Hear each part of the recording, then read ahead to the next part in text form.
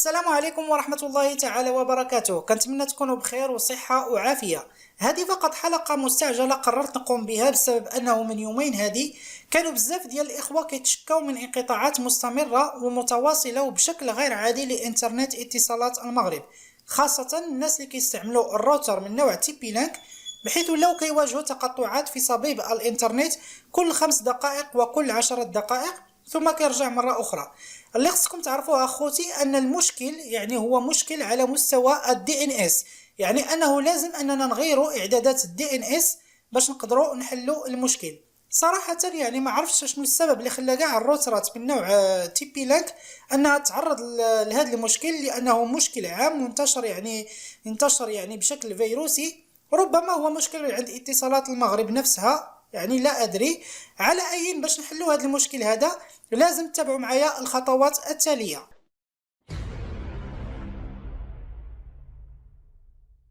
اذا اول حاجه خصك تكون متصل بالراوتر من خلال الواي فاي او من خلال كيبل الايثرنت باش انك تستطيع انك تدخل الواجهه اعدادات الراوتر. من بعد غادي تدخل لمتصفح جوجل كروم سواء على الهاتف او الكمبيوتر، ثم في لاباغ دادغيس غتكتبوا هذا الرقم هذا 192.168.1.1، ثم غادي تضغطوا على اونتري. من بعد غادي تبان لك واجهه على هذا الشكل هذا. اذا هنا الفوق عندك المكان اليوزر نيم خاص باسم المستخدم، وفي المربع الثاني غادي تكتب فيه كلمه السر. بالنسبه للناس اللي ما غيروش اسم المستخدم وكلمه السر فقط غادي تدوروا الراوتر، جهاز الراوتر الخاص بكم، وفي اللور غادي تلقاو واحد الملصق على هذا الشكل كما كتشاهدوا معايا في هذه الصوره هذه. هنا غادي تلقاو اسم المستخدم هو ادمين، وكلمه السر ايضا هي ادمين، حيث اغلب الراوترات من نوع تي بي لينك عندهم نفس اليوزر نيم ونفس كلمه السر. اذا من بعد ملي غتكتبوا كلمه السر واسم المستخدم غادي تضغطوا مباشره على لوغين. هنا غتظهر معكم هذه الواجهه هذه، وهي الواجهه الخاصه باعدادات الراوتر. من بعد مباشره غادي تمشي لانترفاس سيت اب، ثم غتكليكي عليها. من بعد غادي تمشي لان، غتضغط عليها هي ايضا، ثم مباشره غادي تنزل للاسفل.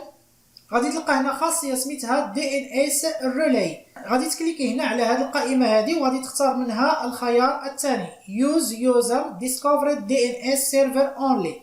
من بعد ما نختاروا هذا الخيار هذه غادي ننزلوا للخانه الاولى برايمري دي ان اس سيرفر، وغادي نكتبوا 4 ديال التمنيات مفصوله بالنقط. غادي تكتبوا 8.8.8.8، ثم من بعدها مباشره غادي تنزل المربع الثاني السيكوندري دي ان اس سيرفر، وغادي تكتب 8.8.4.4. اذا على هذا الشكل هذا.